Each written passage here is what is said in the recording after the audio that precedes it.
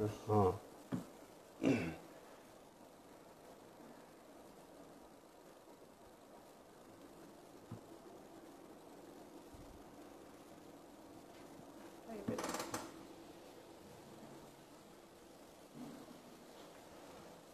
आहे तुम्ही कोणी पार्टिसिपेट केले तर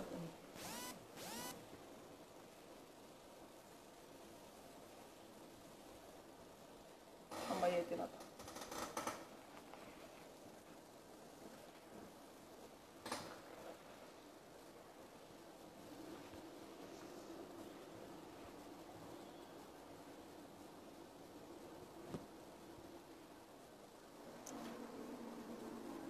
अजून कोणी आलं नाही.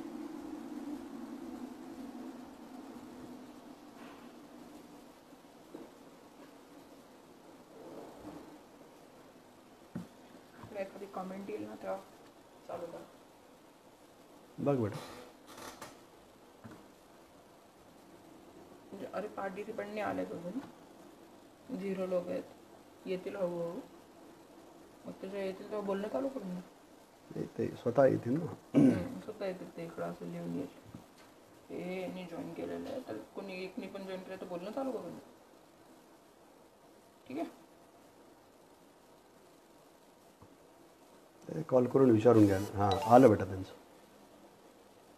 कोणाचं काय आलं आलं का काही कॉमेंट्स? नाही. ज्यापर्यंत येत नाही त्यापर्यंत काय नको. कोणी नसलं आणि बोलून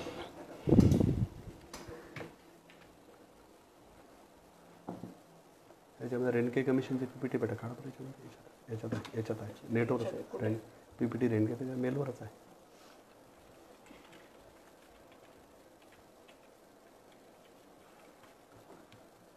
माझ्या मेलवर बघा. हे राहिलं तुमचा मेल, हे राहिलं तुमचा मेल केलं. रिफ्रेश काय आहे काही सेंडमध्ये बघ. सेंटमध्येच होतो मी सध्या. आता बघा मी इकडे आलो.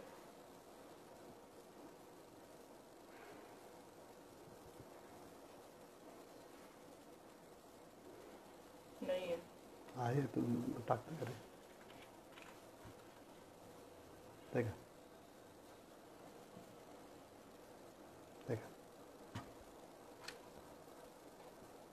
यस. स्क्रोल केलं तर होईल. हां आहे ना. आलं स्टार्ट करायचं का? थांब अजून 2-3 नंबर एकच आलेलं. आलं बेटा.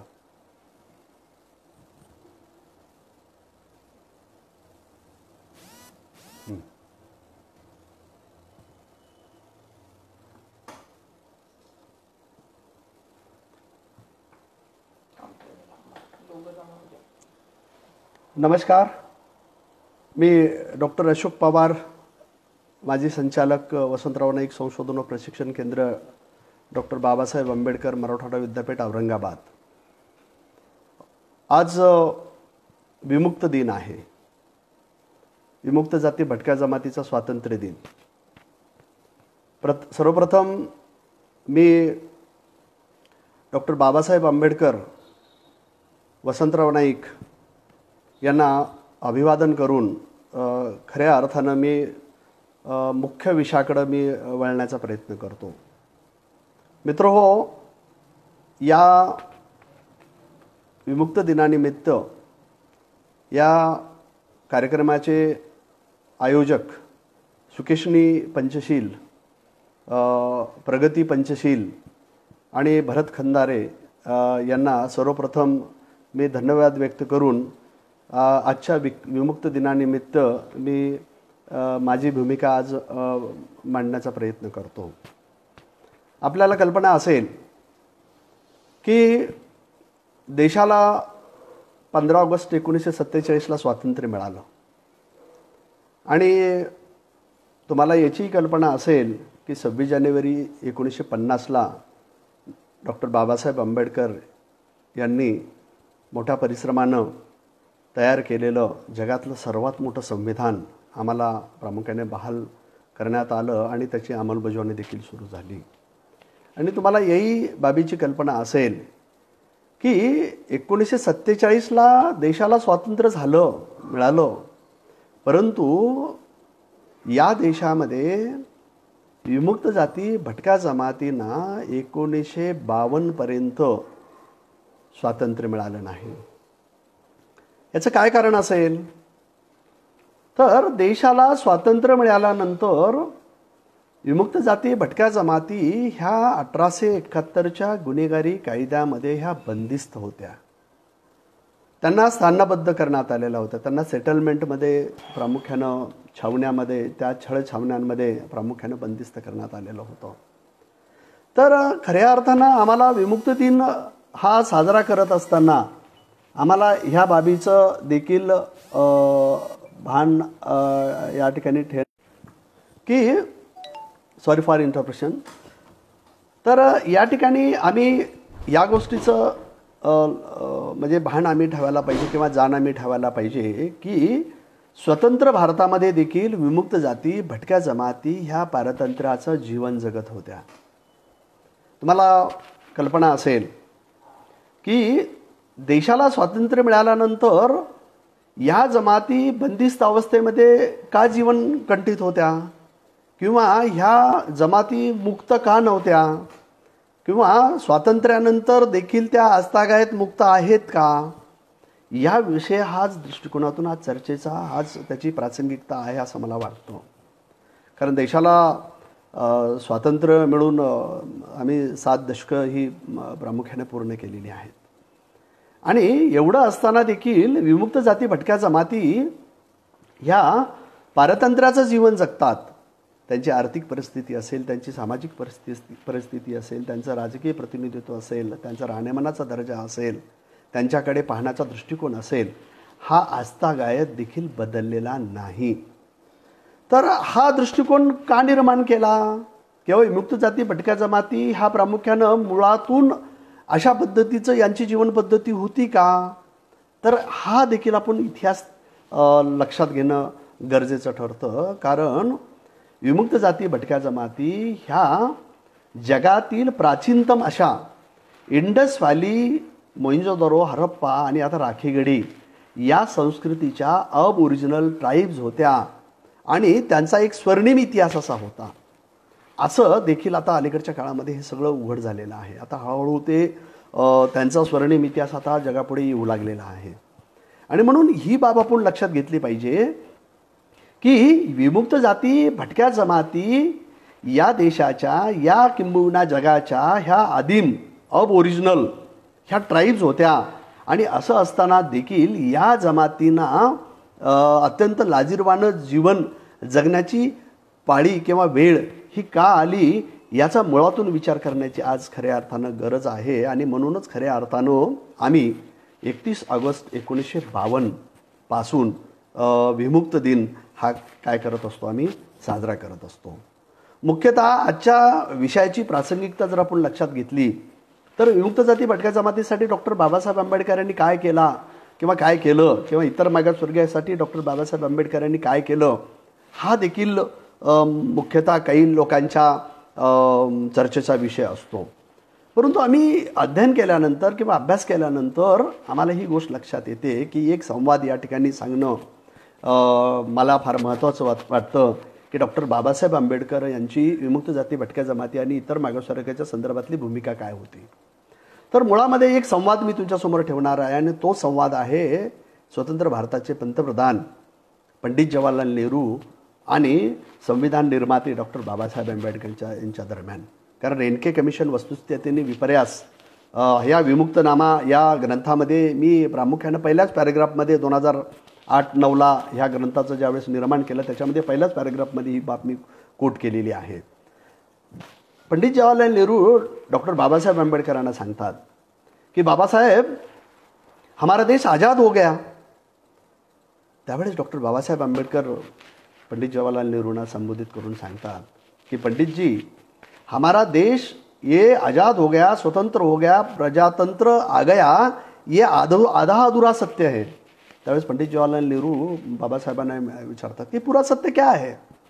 तर त्यावेळेस ते सांगत असतात की या देशातील किंबहुना या जगातील ज्या ओरिजिनल ट्राईब्स आहेत, विमुक्त जाती भटक्या जमाती ज्याला आपण म्हणत असतो, किंवा त्याला मूलतः आम्ही गुन्हेगारी जमात कायद्यामध्ये बंदित असणाऱ्या जमाती ज्याला आपण म्हणत असतो, तर त्या जमातीच्या संदर्भामध्ये डॉक्टर बाबासाहेब आंबेडकर पंडित जवाहरलाल नेहरू सांगतात की पंडित जे अधुरा सत्य आहे, त्यावेळेस पंडितजी त्यांना म्हणतात की पुरा सत्य क्या आहे बाबासाहेब.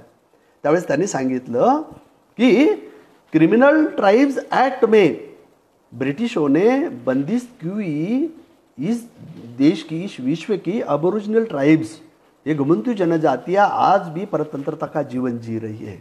आणि त्यावेळेस प्रामुख्याने पंडित जवाहरलाल नेहरूंनी महाराष्ट्रामध्ये येऊन सोलापूर या ठिकाणी विमुक्त जाती भटक्या जमातींना प्रामुख्यानं तुम्ही विमुक्त आहात, तुम्ही मुक्त आहात अशा पद्धतीची या ठिकाणी घोषणा केलेली आहे. आणि तिथपासून आम्ही प्रामुख्याने विमुक्त जाती भटक्या जमाती कागदोपत्रिका असेना हे मुक्त शासनाने घोषित केल्या.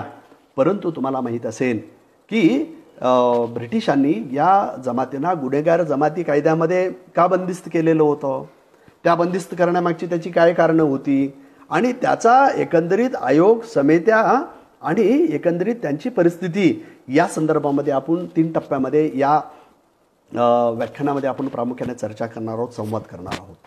तर मूलतः आम्ही हे लक्षात घेतलं पाहिजे की केप ऑफ गुड होपला वळसा घालून तुम्हाला माहीत असेल की वास्को द गामा हा भारताकडे आला. आणि तुम्हाला माहिती असेल की 1492 त्याच वेळेस कोलंबस हा प्रामुख्यानं अमेरिकेकडे गेला. आणि म्हणजे अमेरिगो आणि कोलंबस हा त्याचा सगळा आपण विचार जर आपण केला तर या ठिकाणी तुम्हाला माहीत असेल की जगाची जी आर्थिक साम्राज्यवादाची जी विभागणी आहे, तर या विभागणीचा इतिहास याच्या मुळातून आम्ही जाऊन पाहिलं पाहिजे की जगाचा आर्थिक साम्राज्यवाद ज्याला आपण म्हणत असतो, सामाजिक साम्राज्यवाद ज्याला आपण म्हणत असतो, सांस्कृतिक साम्राज्यवाद ज्याला आपण म्हणत असतो, धार्मिक साम्राज्यवाद ज्याला आपण म्हणत असतो, तर हा प्रामुख्यानं आर्थिक साम्राज्यवादाच्या शोषणाचा इतिहास ज्याला आपण खऱ्या अर्थानं आपण म्हणत असतो, तर तो इतिहास 1492 आणि 1498 पासून प्रामुख्यानं सुरू होतो असं आपल्याला काय करता येतं, म्हणता येतं. 1492 आणि 1498ला काय झालं, तर 1492 आणि 1498 मध्ये या ठिकाणी प्रामुख्यानं 2 या साम्राज्यवादी खलाशांचं प्रामुख्यानं द्वंद्व झालेला आहे आंतरराष्ट्रीय पातळीवर. आणि तुम्हाला माहीत असेल की काही टोळ्या दुसऱ्या टोळ्यावर आक्रमण करायचे आणि त्यांनी लुटलेली संपत्ती, त्यांनी कमावलेलं धन, त्यांनी लुटलेली हा सगळा जो भाग आहे तो प्रामुख्यानं एकमेकाकडून हिरावून घ्यायचं. आणि मग पोप जॉन पॉल दुसऱ्यानी प्रामुख्यानं या दोन्ही खलाशांना, दोन्ही साम्राज्यवादी शक्तींना एकत्र आणून त्यांनी सांगितलं की तुम्ही अशा पद्धतीनं तुम्ही वाद करू नका, एक जण तुम्ही पूर्वेकडे जा आणि एक जण तुम्ही प्रामुख्यानं उत्तरेकडे जा, अशा पद्धतीचं त्यांनी काय केलेला सल्ला दिलेला आहे. आणि म्हणून तुम्हाला माहिती असेल की कोलंबस आणि अमेरिगो हा अमेरिकेकडे गेला, त्या अमेरिका खंडाकडे गेला आणि त्या ठिकाणी तुम्हाला माहीत असेल की तिथल्या ज्या मूळ जमाती ज्या होत्या, ज्याला आपण रेड इंडियन्स जमाती आपण त्याला म्हणत असतो. आणि तुम्हाला माहीत असेल की या ठिकाणी भारतामध्ये देखील तुम्हाला माहिती असेल की वास्को द गामा हा भारतामध्ये आला आणि त्यांनी राजा झामेरूनकडून सरहद मिळवली, मान्यता मिळवली आणि त्यांनी प्रामुख्याने या ठिकाणी आपल्या आर्थिक साम्राज्यवादाचा प्रवास काय केलेला आहे, सुरू केलेला आहे. आणि म्हणून जगाची आर्थिक साम्राज्यवादाच्या लुटीची ही 2 प्रकारे त्या ठिकाणी विभागणी झालेली आहे. आणि या विभागणीचा इतिहास जगातल्या शेकडो इतिहासकारांनी या संदर्भामध्ये मांडण्याचा प्रयत्न केलेला. तर त्याच्यातले मुख्यतः 200 इतिहासकाराची संदर्भ जरी आम्ही आमच्या अभ्यासासाठी जरी घेतली तर त्या 200 इतिहासकारांनी आणि त्याच्यातल्या टॉप 10 इतिहासकारांनी प्रामुख्यानं भारताच्या स्वर्णिम इतिहासाचा इतिहास जर या ठिकाणी मांडण्याचा प्रयत्न केला किंवा आम्ही शोधण्याचा प्रयत्न केला तर आम्हाला असं लक्षात येतं की या देशामध्ये प्रामुख्यानं जगाच्या पातळीवर आजच्या देशाचा जो काही GDP रेशो आहे तो प्रामुख्यानं हा 1% कमी आहे. म्हणजे 1-1.5% दरम्यान हा प्रामुख्यानं जगाच्या GDPमध्ये, व्यापारामध्ये आमच्या देशाचा आज वाटा आहे. परंतु मध्यकाळामध्ये किंवा प्राचीन काळामध्ये भारताचा जगाच्या व्यापारामध्ये असणारा वाटा किती होता किंवा GDPचा वाटा किती होता किंवा स्थूल देशांतर्गत याचा वाटा किती होता, तर सांगायला तुम्हाला आणि ऐकायला देखील या ठिकाणी आश्चर्य वाटेल की साधारणतः आम्ही पहिल्या शतकाच्या काळामध्ये जर आम्ही आमच्या जगाच्या पातळीवर आमच्या देशाचा GDP जो वाटा होता आयात आणि निर्यातीमध्ये जो आमचा वाटा होता तो 31% जास्त होता. हे इतिहासकार सांगतात. म्हणजे आजही आम्ही जर त्या इतिहासकारांच्या संदर्भांकडे जर आपण गेलो तर त्या संदर्भ शोधत असताना भारताचा स्वर्णिम इतिहास म्हणजे आम्ही या ठिकाणी ही बाब आम्ही अधोरेखित केली पाहिजे, स्पष्ट केली पाहिजे की जग हे प्रामुख्यानं भारतामध्ये सर्वात मोठी महासत्ता जर जगामध्ये कोणती असेल होती असं जर आपण विचारलं तर मी एका वाक्यामध्ये तुम्हाला सांगेल की जगामध्ये भारताचा वाटा हा 31% होता. म्हणून भारत हा महासत्ता होता आणि म्हणून ही बाब आपण लक्षात घेतली पाहिजे. तर आज जगामध्ये अमेरिका ही महासत्ता स्वतःला म्हणून घेते किंवा त्याला संबोधित करण्याचा या ठिकाणी आम्ही प्रयत्न करतो. परंतु या अमेरिकेचा देखील आज प्रामुख्याने GDP मधला जो वाटा आहे तो 14% आहे. परंतु इसवीसनाच्या पहिल्या शतकांमध्ये इसवीसनाच्या तुम्हाला माहिती असेल की 12व्या शतकांमध्ये प्रामुख्याने तुम्हाला या ठिकाणी असं दिसेल की अगदी 15व्या 16व्या 17व्या शतकांपर्यंत देखील या भारताचा वाटा हा प्रामुख्याने 33% देखील त्या ठिकाणी जाऊन पोचलेला आहे. आणि त्या जगाच्या व्यापारांमध्ये विमुक्त जाती भटक्या जमातीच्या एकंदरीत त्याचा जर आम्ही शेअर जर आम्ही काढला तर त्या 33%मध्ये विमुक्त जाती भटक्या जमाती व्यापार करणाऱ्या जमाती या आदिम जमातीचा वाटा हा 26% होता. म्हणजे या देशामध्ये या जगामध्ये या विश्वामध्ये या पृथ्वीतलावर भारत हा जगातील सर्वात श्रीमंत देश होता आणि तो प्राचीन काळामध्ये होता, मध्यकाळामध्ये होता, अर्वाचीन काळामध्ये होता आणि अगदी ब्रिटिशाच्या आगमनाच्या पूर्वीपर्यंत हा देश जगामध्ये प्रामुख्याने याचा स्वर्णिम इतिहास होता. असं जरी आपण म्हटलं तरी आकडेवारीनिशी आपल्याला ते काय करता येतं त्या ठिकाणी सिद्ध करता येतं, त्या ठिकाणी सांगता येतं, अधोरेखित करता येतं. आणि म्हणून जगाच्या पातळीवर आज ज्या जमाती विमुक्त जाती आणि भटक्या जमातीचं गुन्हेगारी जमात कायद्याचं बंधन टाकून ब्रिटिशांनी त्यांना 81 वर्ष बंदिस्त अवस्थेमध्ये जर ठेवलं असेल तर ते का ठेवलं. म्हणजे मुख्यतः त्या दुसऱ्या प्रश्नाकडे आपण या ठिकाणी वळलं पाहिजे. तर वळण्यामागचं काय कारण आहे की आर्थिक साम्राज्यवाद त्यांचं धोरणाचं त्याचं सर्वात महत्त्वाचं कारण आहे. आणि तुम्हाला माहीत असेल की विमुक्त जाती भटक्या जमाती या जगामध्ये सर्वाधिक व्यापार करणाऱ्या जमाती होत्या, लदेनी करणाऱ्या जमाती होत्या. आणि त्या लदेनी करणाऱ्या जमाती ह्या ब्रिटिशांच्या आर्थिक साम्राज्यवादा पुढची सर्वात मोठी प्रामुख्याने अडचण होती. आणि म्हणून या विमुक्त जाती भटक्या जमाती ह्या आर्थिकदृष्ट्या, ह्या सामाजिकदृष्ट्या, ह्या सांस्कृतिक दृष्ट्या, न्यायिकदृष्ट्या ह्या आत्मनिर्भर होत्या. आणि मग अशा आत्मनिर्भर असणाऱ्या जमातींना आम्ही जोपर्यंत जायबंद करत नाही, जोपर्यंत त्यांना आम्ही हे प्रामुख्याने त्यांना रोखत नाही तोपर्यंत ब्रिटिशांनी या ठिकाणी भारतामध्ये त्यांना पायर होता येणार नाही. तसं जगाच्या पाठीवर 72 देशांमध्ये ब्रिटिशांचं हे आर्थिक साम्राज्यवाद होतं. परंतु भारतामध्येच त्यांनी प्रामुख्यानं या जमातीने रोखण्यासाठीचा महत्त्वाचा प्रयत्न काय केला. कारण आमचा भारत देश अनेक जाती धर्म पंथ संस्कृती परंपरा सगुण निर्गुण पाप पुण्य स्वर्ग नरक अशा कपोलकल्पित कल्पनेमध्ये हा भरडला गेलेला हा देश होता. आणि म्हणून या ब्रिटिशांनी सुरुवातीला या भारतामध्ये त्यांचा अभ्यास करण्याचा साठी सुरुवात केली. तर आमच्या देशाची सुधारणा व्हावी, आमचा देश श्रीमंत व्हावा, आमच्या देशातील लोकांच्या राहणीमानाचा दर्जा उंचावा ही भावना मूळ ब्रिटिशांची नव्हती, या साम्राज्यवादाची नव्हती. तर त्यांनी त्यांचा आर्थिक साम्राज्यवाद आमच्यावर थोपविण्यासाठी आणि आमचं शोषण करण्यासाठी आमचं दोहन करण्यासाठी आमची ड्रेन थेअरी जी दादाभाई नौरोजीने मांडलेली आहे तर ती मुळामध्ये आपण जर या ठिकाणी पाहण्याचा जर प्रयत्न केला तर उघडपणाने या सगळ्या जमातीकडं प्रामुख्याने काय केलं जायचं पाहिलं जायचं. आणि म्हणून या जमातींना रोखण्यासाठी आता या जमाती या ब्रिटिशांना कुठे कुठे अडसर येत होत्या. तुम्हाला माहिती असेल की 1757चं बंड फसलं, उठावा फसला. या 1757च्या उठावामध्ये देखील विमुक्त जाती भटक्या जमातींनी तन मन धन आणि बलिदानाने या ठिकाणी योगदान दिलेलं आहे. आणि मग ब्रिटिशांनी पाहिलं की या व्यापार करणाऱ्या जमातीकडे त्यांच्याकडे स्वतंत्र त्यांची शस्त्रास्त्र असणारी एक स्वतःची एक सैनिक तुकडी असायची, त्यांच्याकडे शस्त्रास्त्र असायचे, त्यांच्याकडे भाले असायचे, बरचे असायचे, तलवारी असायच्या, सिरोळी तलवारी असायच्या. आणि म्हणून त्या लढवई जमाती असायच्या. त्यांना जगातील सर्व रस्ते म्हणजे मुख्यतः या ठिकाणी मी ही उद्घोषणा करायला मला या ठिकाणी आवडेल की जगातील सर्वाधिक जे काही महामार्ग आहेत, जे राष्ट्रीय महामार्ग असेल किंवा आंतरराष्ट्रीय महामार्ग असतील, ते सर्व राष्ट्रीय आणि आंतरराष्ट्रीय महामार्गाचा शोध हा प्रामुख्यानं जर कोणी लावला असेल तर या विमुक्त जाती भटक्या जमातीने लावलेला आहे।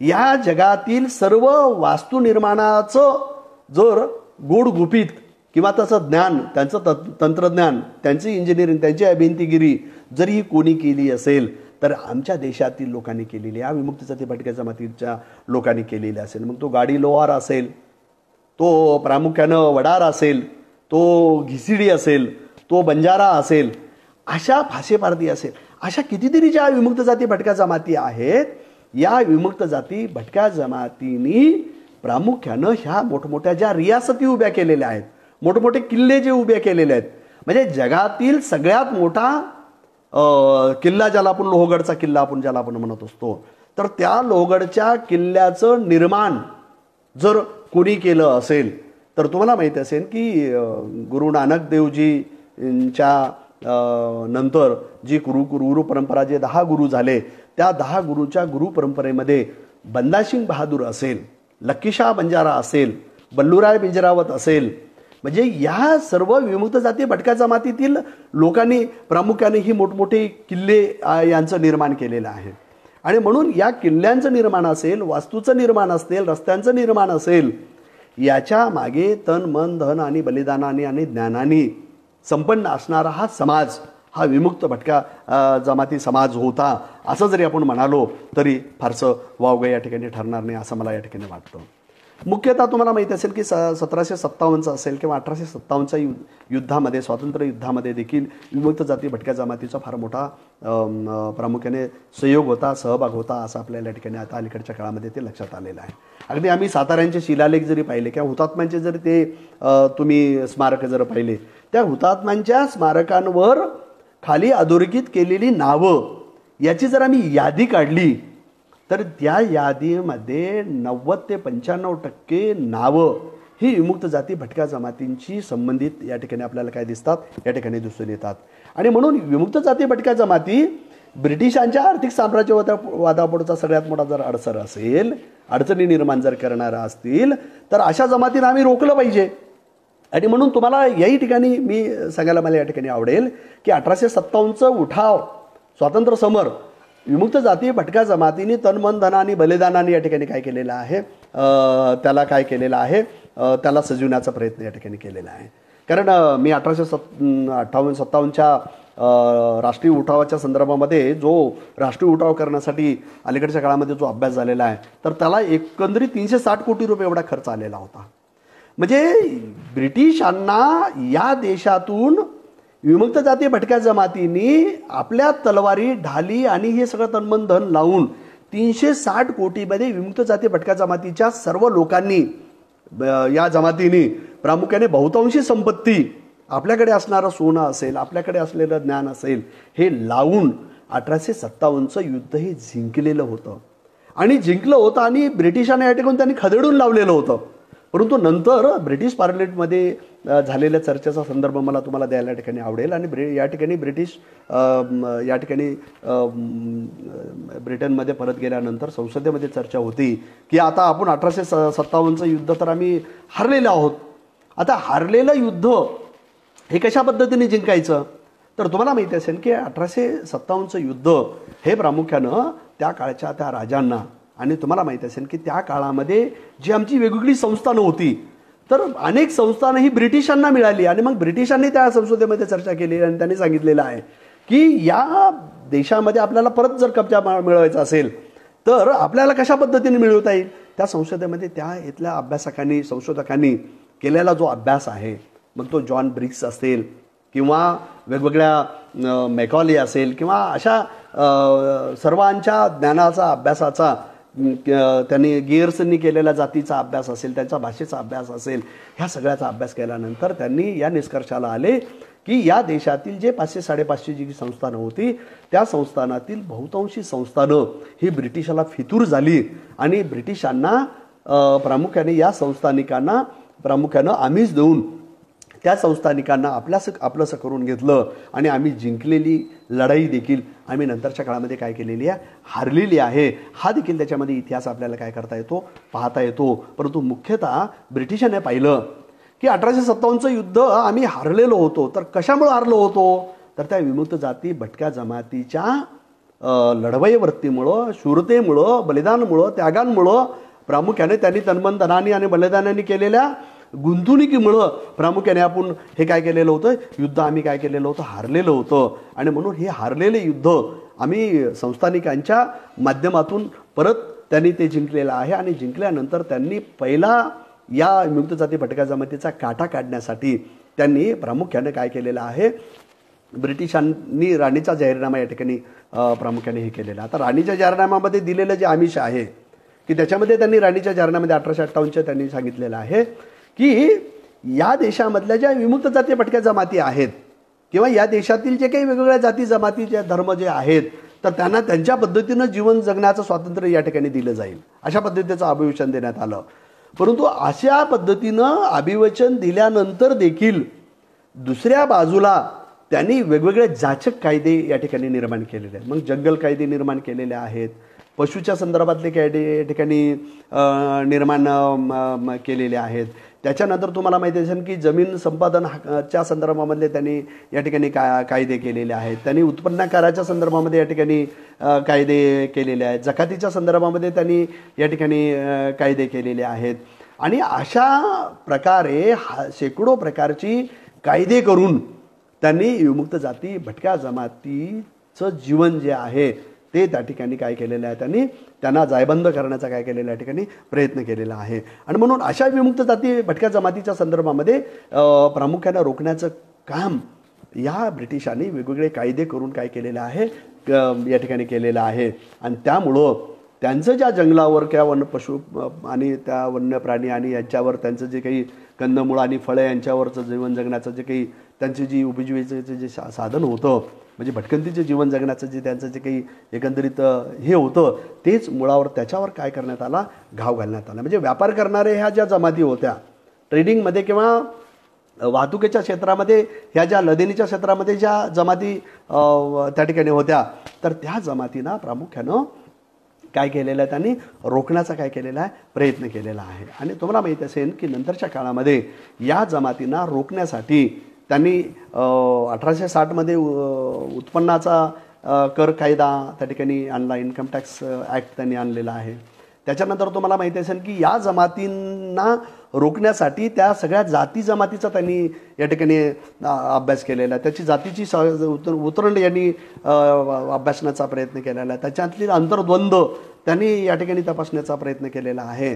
आणि व्यापार करत असताना वेगवेगळ्या ठिकाणी वेगवेगळे कर लावून, मग जकात कर असेल, उत्पन्न कर असेल किंवा वेगवेगळे कर लादून त्यांनी प्रामुख्याने या जमातीचं जे काही उत्पन्नाची जी आत्मनिर्भरतेचं जे साधन होतं ते त्या ठिकाणी काय केलेलं आहे, हिरावून घेतलेलं आहे. आणि एवढंही करून त्यांना भागलं नाही तर ह्या जमातीला रोखण्यासाठी त्यांनी प्रामुख्याने जातनीय जनगणनाचा या ठिकाणी प्रयत्न केलेला. आता जातनीय जनगणना करणं, त्यांची आर्थिक परिस्थिती, सामाजिक परिस्थिती, शैक्षणिक परिस्थिती हे त्यांनी अभ्यासली.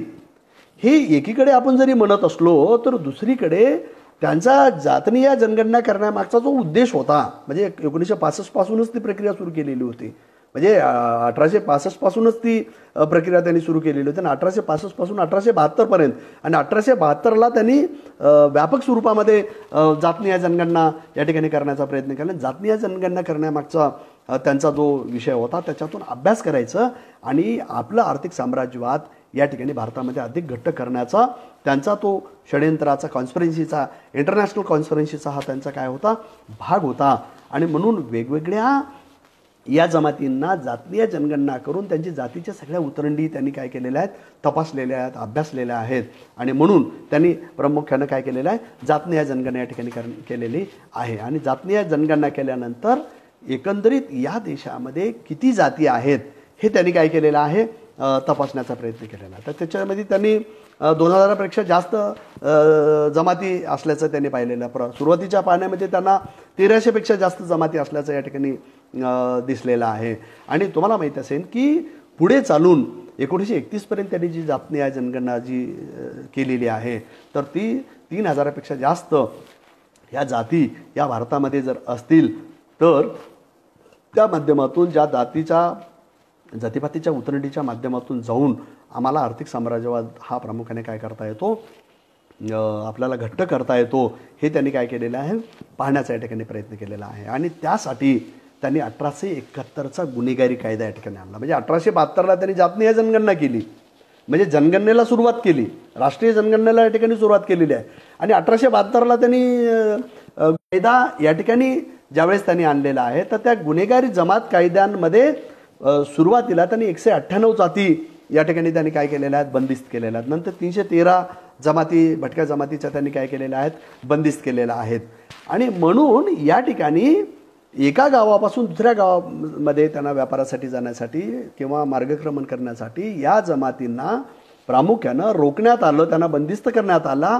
आणि त्यांना जन्मजातच टी.व्ही. स्टीफन्सन या जे काही ब्रिटिश काउन्सिलचे ते जे काही संरक्षण व्यवस्थेचे जे काही ते प्रमुख होते, सदस्य होते, तर त्यांना प्रामुख्याने टी.व्ही. स्टीफन्सननी यांना जन्मजातच गुन्हेगार ठरवण्याचा काय केलेला आहे, प्रयत्न केलेला आहे. म्हणजे पाळण्यातला बाळ देखील त्यांनी गुन्हेगार ठरवलेला आहे. म्हणजे एखादा व्यक्ती जन्मजातच गुन्हेगार कसा असू शकतो, हे एक जगातलं सगळ्यात मोठं म्हणजे कोडं आहे. आणि या सगळ्यांचं बळी जर कोणी ठरल्या असतील तर ह्या विमुक्त जाती भटक्या जमाती या ठिकाणी काय केलेलं आहे, ठरलेलं आहेत, असं आपल्याला काय करता येतं, या ठिकाणी आपल्याला म्हणता येतं. आता या विमुक्त जाती भटक्या जमातीचा जर आम्ही इतिहासामध्ये जर आम्ही डोकावून जाण्याचा आम्ही जर प्रयत्न केला, तर महाराष्ट्राच्या पातळीवर काय झालेलं आहे, ते वेगवेगळ्या 52 सेटलमेंट त्यांनी या ठिकाणी केलेल्या होत्या. म्हणजे महाराष्ट्रामध्ये साधारणतः 50 सेटलमेंट जर आपण लहान मोठ्या जर आपण हे केल्या, तर पंडित जवाहरलाल नेहरूंनी 1952ला ती जरी घोषणा केलेली आहे, तर प्रत्यक्षात 1960ला त्याची काय केलेली आहे, म्हणजे पाहणी या ठिकाणी केलेली आहे. या ठिकाणी महाराष्ट्रामध्ये तुम्हाला माहिती असेल की अत्रोळीकर ही समिती नेमण्यात आली आणि अत्रोळीकर समितीने या ठिकाणी प्रामुख्यानं ही शिफारस केली की व्यक्ती हा जन्मजात गुन्हेगार असू शकत नाही. आणि म्हणून जन्मजात गुन्हेगार ठरवणारा हा जाचक जो कायदा आहे तो रद्द करून ब्रिटिश सरकारने घातलेला जो कायदा आहे स्वतंत्र भारतामध्ये क्रिमिनल ट्राईब्स ॲक्ट, जो 81 वर्ष म्हणजे 1871 पासून 1952 पर्यंत म्हणजे 81 वर्ष हा कायदा, म्हणजे स्वातंत्र्यानंतर देखील आम्ही 5 वर्ष पारतंत्र्यात होतो, हे आमचं दुर्दैव आहे. म्हणजे भारतीय संविधानाची निर्मिती झाल्यानंतर म्हणजे 1952 पर्यंत ह्या जर जमाती बंदिस्त अवस्थेमध्ये असेल आणि संविधानामध्ये विमुक्त जाती भटक्या जमाती यांना संवैधानिक हक्कांमध्ये, संवैधानिक सूचीमध्ये आपल्या जातीचा समावेश करण्यासाठी, अनुसूचित जाती आणि अनुसूचित जमातीमध्ये यांचा समावेश करण्यासाठीची सूची जर 1950ला जर बनवण्यात आलेली असेल, तर या अनुसूचीमध्ये आपला न्यायी हक्क सांगण्याचा, आमचा दावा करण्याचाच जी संधी यांना जर दिली गेली नसेल आणि याने 1952ला जर मुक्त केले असेल, प्रत्यक्षात ते 1960ला जर या ठिकाणी मुक्त त्यांना जर कागदोपत्री जर केलेलं असेल, तर खऱ्या अर्थानं विमुक्त जाती भटक्या जमातींना संवैधानिक हक्कापासून डॉक्टर बाबासाहेब आंबेडकरांनी यांना जे काही संवैधानिक हक्क दिलेले होते, 340 असेल, 41 असेल, 42 असेल, हे संवैधानिक हक्क सांगण्याची संधी प्रामुख्याने स्वतंत्र भारतामध्ये दिली गेली नाही. म्हणून विमुक्त जाती भटक्या जमातीची परवड जी झालेली आहे, जी तारंबळ जी झालेली आहे, जी त्यांची परिस्थिती झालेली आहे, ती अत्यंत दयनीय आणि अत्यंत केविलवाणी आहे असं आपल्याला काय करता येतं, या ठिकाणी म्हणता येतं. आणि म्हणून 1960 पर्यंत त्यांनी मुक्ततेची त्यांनी काय पहाट काय करावं लागली, त्यांना पाहण्याचं काय करावं लागलं, त्यांना वाट पाहावी लागली. आणि म्हणून या ठिकाणी तुम्हाला माहिती असेल की 1949 जे अत्रोळीकर समिती नेमली आणि या अत्रोळीकर समितीने जो अहवाल या ठिकाणी सादर केलेला आहे, त्या अहवालानुसारच प्रामुख्यानं त्यांना 1952मध्ये काय केलेलं आहे, मुक्त करण्याचा काय केलेला आहे, प्रयत्न केलेला आहे. म्हणजे या अत्रोळीकर म्हणजे भारतामध्ये विमुक्त जाती भटक्या जमातीच्या संदर्भामध्ये जर सर्वप्रथम कोणी जर प्रयत्न केला असेल, तर तो प्रथम प्रयत्न महाराष्ट्रामध्ये झालेला आहे. त्याचं श्रेय महाराष्ट्राला जातं. आणि म्हणून या म्हणजे महाराष्ट्रामध्ये अत्रोळीकर समिती नेमून प्रथमतः तो काय केलेला आहे, प्रयत्न या ठिकाणी केलेला आहे. नंतर तुम्हाला माहिती असेल अन्नता अयंगर म्हणजे अयंगर समिती नेमलेली आणि अयंगर समितीने देखील आपल्या वेगवेगळ्या शिफारशी काय केलेल्या आहेत त्या ठिकाणी त्यांनी सादर केलेला आहे. तर त्याची चर्चा आपण पुढच्या भागामध्ये करणार आहोत. आणि म्हणून अशा जमातींना प्रामुख्यानं जन्मजात गुन्हेगारीचा सिक्का हा काढून त्यांना सराईत गुन्हेगार कायद्यामध्ये बंदिस्त केलं. आता प्रश्न असा उरतो की एका कायद्यातून काढून दुसऱ्या कायद्यामध्ये बंदिस्त केलं, म्हणजे हॅबिच्युअल अपेंडन्स ॲक्ट म्हणजे 1952 हे जे काही निर्माण करण्यात आलेलं आहे त्या हॅबिच्युअल अपेंडन्स ॲक्टमध्ये या जमातीनं काय करण्यात आलेलं आहे, बंदिस्त करण्यात आलेलं आहे. आणि मग ह्या बंदिस्त केलेल्या ज्या जमाती आहेत त्या जमातीचा जर आम्ही विचार जर आपण केला तर स्वतंत्र भारतामध्ये देखील ह्या जमाती पारतंत्र्यातच जीवन जगतं आहे असं देखील आपल्याला या ठिकाणी काय करता येतं, म्हणता येतं. म्हणजे त्यांना राष्ट्राच्या मुख्य प्रवाहामध्ये आणण्यासाठी जे डॉक्टर बाबासाहेब आंबेडकरांनी संविधानामध्ये 340, 41, 42 जी तरतूद केलेली होती तर त्या तरतुदी अंतर्गत प्रामुख्यानं त्यांना आपले न्याय्य संवैधानिक हक्क सांगण्याचीच संधी या देशामध्ये काय केलेली नाही, दिली गेलेली नाही. म्हणजे या संविधानाची जी उद्देशिका आहे, कालच